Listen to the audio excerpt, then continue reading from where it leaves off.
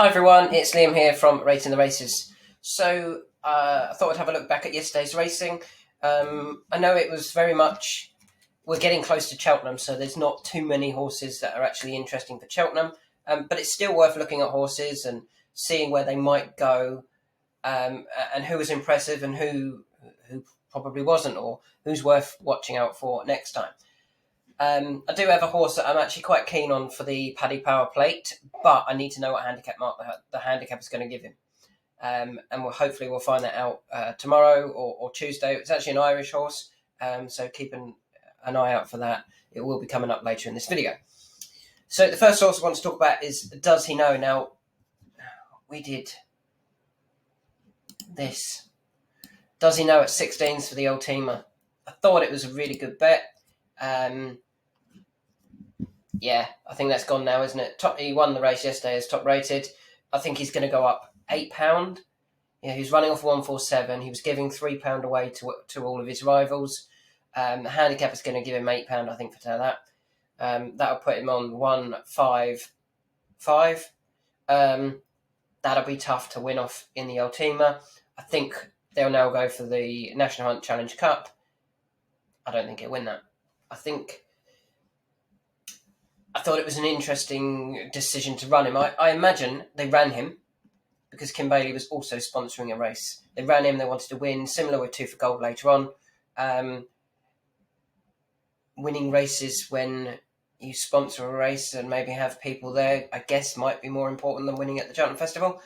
I did see a tweet from Carl Hinchy, who I really like. I think he talks a lot of sense, but I disagree with what he said here. He put proof again today that the UK trainers don't prioritise Cheltenham races at all with a number of contenders, certainly for the major handicaps waving goodbye to their potentially competitive marks, and others having unnecessarily hard races in brutal conditions. I agree they've waved goodbye to competitive marks, such as Does He Know? Do I think it was because they didn't have Cheltenham in mind? I think there's two angles to it, and I think one of them is they don't believe, they're giving up already. They think the Irish are going to have one or two that are ridiculously well handicapped, so there's no point running in the handicaps. And I think they don't think as far forward as the Irish trainers. I think they're much more forward thinking and do plan with Cheltenham in mind a lot more. But they don't seem to, going to Cheltenham and winning a race is good, but it's also the prize money. The prize money is better at Cheltenham than there was just 29 grand to win that race. The Ultima's worth more than that. So why would you not save him for the Ultima? The prize money, you can't moan about prize money all year and then take on a race and win a grade 2 that's going to win you less prize money than what you probably would have had a better chance of winning in a handicap off your previous mark at the Cheltenham Festival. You get 2 bonuses there. You win a Cheltenham Festival race and you get more prize money. So I disagree it's them targeted or not prioritising Cheltenham. I think it's a lack of not as much forward thinking. It's not a lack of forward thinking, that's the wrong words. I think they don't think as far forward and they don't look at everything as much as the Irish trainers who target the lucrative races and want to win the prize money. If you're saying, well, trainers do look for prize money, we didn't even get a full field for the Betfair Hurdle. Why? There would have been horses that could have run in it. And there was horses that couldn't run in it. Good Risk at All, who come up later in the video, couldn't run in it because he hadn't qualified. But the trainer thought he had. That's just mental, that a trainer doesn't know the rules and just isn't looking at things in depth as much as the Irish trainers probably do. But anyway, he's, Does He Know, shortened for this race for the Ultima. Shamblu was also shortening yesterday. I thought Shamblu was going to the Ryanair. We'll see what Dan Skelton does with that. Does He Know, shortened. I said it would go off at least single figures. If he ran in it, I think he would, but I now think he would struggle to win it off his high mark. But if he does turn up, we've got a good price on him. I'd be concerned that that's going to be too much weight. The next race was the Swindly Chase at Ascot. I got excited about Regal Encore. You can see he actually went even money in the run. When he came around the outside, coming to the second last, I think he can quicken away here, because normally, in his younger days he would move away towards the end of the race. He didn't on yesterday, and I hope he's retired now, because I thought he's run an absolute credible race for his last effort. There's no reason to keep running him, in my opinion, and the fact he was so well handicapped and still didn't win and had all the conditions in his favour probably suggests that he might win in the future, but that's going to be dropping down the handicap, and at 14 you haven't got time to do that. I hope they retire him off the back of that. He's won some great races and ridden and performed to a high level for most of his career.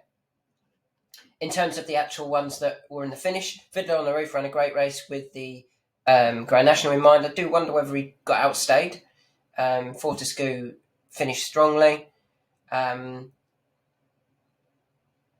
It didn't do enough for me to suggest that he's going to win a Grand National. I know Caribbean Boy was quite fancied for the Grand National. He really didn't. He looked in trouble from an early stage.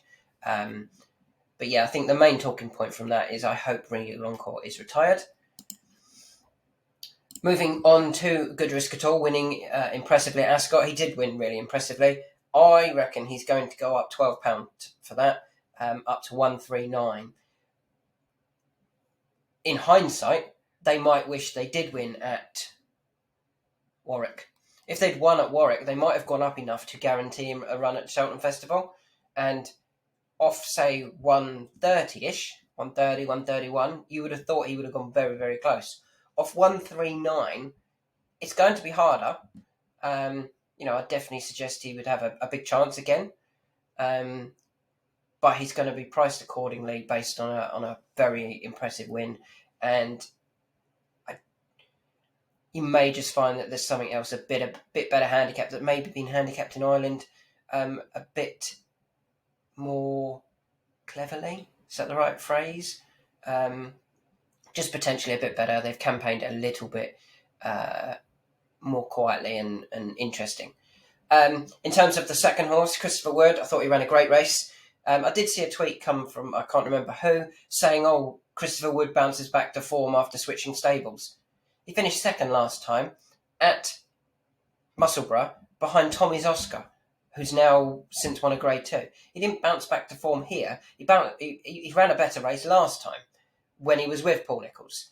They won 11 grand for winning this. I think they would have won 15 grand if they'd gone to the Scottish County Hurdle. That was won by Lively Citizen. The horse in second, 5 and 20, had previously finished considerably further behind Christopher Wood. And Christopher Wood had all the Musselburgh form. Bit of a strange one, but they've got a bit of prize money there, and maybe they can find another race for him later on down the line. If he doesn't get a stupid handicap hike for finishing second to a horse who's also going to get a very high handicap hike, or a big handicap hike. Moving on to the Betfair Ascot Chase, I thought Fakadoudery, he was the best horse in the race. He won it quite comfortably. And although he had to battle towards the end, if he didn't make a mistake at the second last, he would have won it quite comfortably. Of those behind, I don't think anything is interesting, really. 2 for Gold's ran a great race, but the fact he went off 25 to 1 after winning his last 2 races, he's been running in handicaps. I think he's a very, very good handicapper. I think the same for Fanny and Destravel. Mr. Fisher is just so unreliable. And the others are pretty much unreliable. Waiting Patiently, he's now pulled up the last 3 times. He's 11. I hope they retire him. He doesn't need to keep running because he's not going to be winning anytime soon, in my opinion. Moving to Haydock. Now, we'll start to get interesting, talk about horses that are interesting for the Cheltenham Festival. And the first one was Third Wind. Now, he's got round, he's finished third, and he ran here off a mark of 144. For me, I really hope they don't run him in the Stayers Hurdle again. He's not going to win the Stayers Hurdle. He can't win this. He hasn't gone close. The last time he won was this race last year, the Rendlesham. But it didn't have proper Grade 1 horses in it, in my opinion, that would win multiple races at the Cheltenham Festival, multiple Grade 1s. I think he did beat Lisnagar Oscar, but Lisnagar Oscar's pretty unreliable, most of the time. Third Wind has to go for the Pertemps final. They got him qualified last time. He finished third in the qualifier. And he finished fourth in the Pertemps final 2 years ago or 3 years ago, when he was behind Cider Burley, the Storyteller, and Tue Permis, who I thought all of them were really well handicapped that day. Now, if Third Wind dropped from 144 back to 141, I think he would actually have a good chance in the Pertemps final. And they have priced him up. They actually drifted him after that effort, which you would expect, to as big as 25 to 1. Non-runner, no bet. Now, there's two from yesterday that I liked for the Pertemps final. And I think I'm marginally favouring the second one that's coming up in a minute. But I do think Third Wind will go well. So I don't know. We know it's the Pertemps final, and I've got so many for that at the moment. And it would be nice to see some, when we get the handicap entries, and hopefully we can cross a few off saying that's not running, that's not running, that's not running. It's not been entered. So we can start to really reduce our shortlist for the Pertemps final. But I do want to highlight Third Wind at this stage, again for the Pertemps final.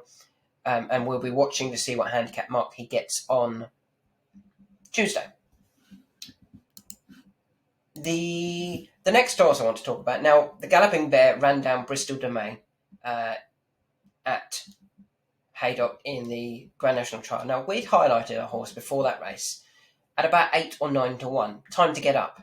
He went off 22 to 1. He drifted massively out to 22 to 1. And yet, look what price he traded in the run. He traded 2.18. He was actually quite unlucky yesterday. Well, not unlucky, but our horses ran well for a long way. We had Regal Encore, who went 2.0 in the run, so even money in the run. We had Good Risk at All and Fakadoodaroo win. And we had Time to Get Up go 2.18 in the run. Great if you traded them. But my thoughts here is he drifted out to 22 to 1. For a JP horse to drift, you really get worried. And I thought, oh God, he's not even going to run a good race. He's going to be woeful. I thought he ran a race with huge credit, and maybe this wasn't, the plan. The fact that he drifted, nobody had any money on it. There was no support whatsoever. He goes into my horses for next time for sure. Possibly back for the Midlands National, or possibly even for a Scottish National. They're the two races that I've got highlighted for Time to Get Up. And I think he'd go well in both, and I really do. He's just been beaten by a complete out-and-out stayer in the Galloping Bear. And Bristol Domain, who loves Haydock, loves heavy going, loves Ascot, loves Haydock 3 mile plus, loves heavy going. There was loads of positives about him, and I thought Time to Get Up ran a really good race. Don't give up on Time to Get Up is what I'm saying. The next race the next horse that I want to talk about is Mill Green. Mill Green should have won that race yesterday, and the fact he went off 28 to 1 I thought was interesting. So he was quite weak in the market. There was no support for him at all. If he had jumped the second last, or maybe even the last better, I think he would have won. I'm surprised he only traded 2.94 in the run. I thought he would have traded even money at least, because when he came to that second last, he was still running all over him, in my opinion, and he would have won that impressively if he jumped the second last. And Nathan Brennan has tried aboard Mill Green. I do quite like him for the Pertemps final, and I think of the two that I've suggested for the could be going to the Pertemps final, I think Mill Green is the one I prefer more. Mill Green has had 2 runs at the Cheltenham Festival before. He finished 6th and he's finished 7th in Martin Pipes, both times staying on strongly. I think this was his first time. No, he went to Huntingdon unseated. But it was his first time when he'd completed. Oh no, he's got a 4th there as well. Just not. Do you know what? I think his Cheltenham Festival form, the fact that Nick Henderson ran one in this last year, Champagne Platinum, finished 2nd, ran a really good race in the final. I thought this one was plotted for the race as well, as in he'd been aimed to just qualify. I'll be interested to see his mark. He was rated 136 going into here. If the handicapper leaves him alone on 136, I think he'll have a really good chance in the Pertemps final. And at 33-1 non-runner no bet, I actually think that's a good bet. I think he will run well in the Pertemps final. I think the trip looked to really suit him. As he's got older, he's obviously stayed further, and he has got Cheltenham Festival form. So he's very interesting for the Pertemps final. Chittabello was an interesting one. Now, he didn't run, and I know the owner had suggested he was being aimed at the Pertemps final if he qualifies. Well, there's only 2 more qualifiers left now, and as of yet, Chittabello has not qualified. He got withdrawn here, probably heavy going 3 mile wouldn't have suited him.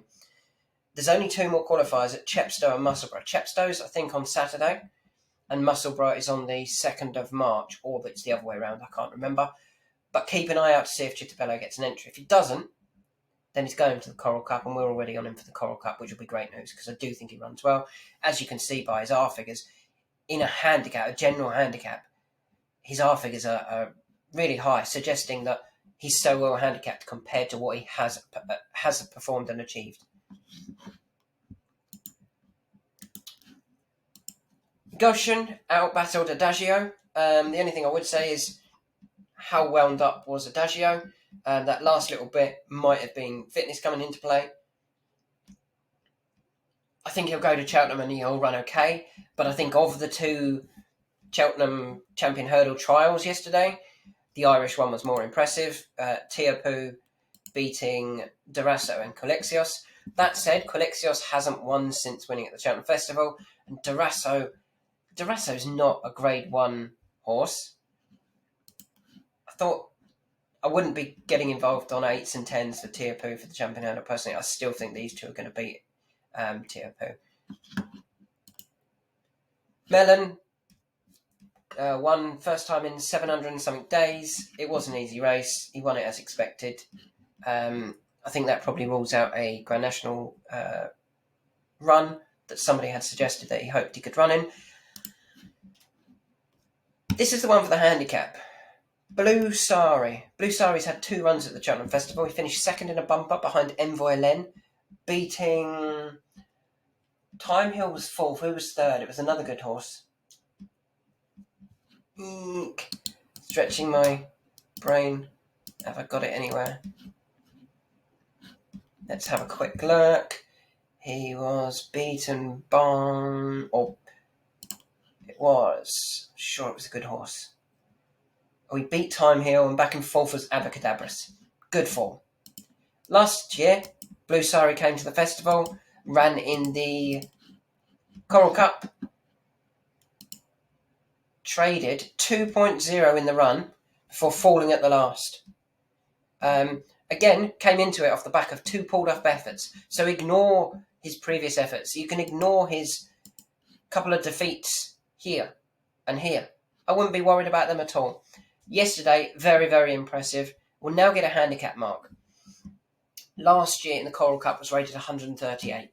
If Blue Sari gets a mark of about 138, 140, I think he can go very close in the Paddy Power Plate. The bookies are not sure what to do with him. You can see he's as short as 7s and he's as big as 16s. But I think, I'm saying he, I have a feeling it is a he. I think he can go very well in that Paddy Power Plate now that he's got the win under his belt. He's got the chase experience and he's got the Cheltenham Festival experience. So there's a few thoughts. Of those, who am I most keen on going forward? Probably Time to Get Up for whatever race he runs in the Midlands or the Scottish National. Mill Green for the Pertemps final. I don't want to see Chittabello get an entry in any of the Pertemps qualifiers. And Blue Sari for the Paddy Power Plate. So hopefully, it's getting closer now to the Cheltenham Festival. Looking forward to it. I hope the British can get a few more winners this year, but I'm not so sure. I think the Irish are going to win quite a lot of them and are going to win quite a lot of the handicaps as well.